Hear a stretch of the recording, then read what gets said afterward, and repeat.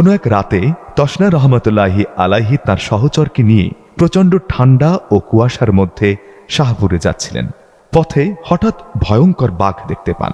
সহচর আমির আলী সাহেব ভয়ে কাঁপলে তিনি তাকে অভয় দিয়ে উচ্চ স্বরে বাঘকে উদ্দেশ্য করে বলেন, হে বনের পশুরাজ, আমার আয়ু যদি এখনই শেষ হয়ে যায় তাহলে এখনই আমাকে খেয়ে ফেলো, না হয় আমার রাস্তা ছেড়ে দাও।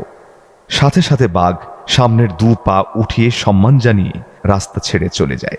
সড়কের বাজার আহমদিয়া মাদ্রাসার ইসলামী জলসায় হাজার হাজার মানুষের উপস্থিতিতে হঠাৎ বাদ জোহর মেঘের গর্জন আর প্রচুর বৃষ্টি শুরু হলে লোকজন মাহফিল ছেড়ে উঠতে লাগলো।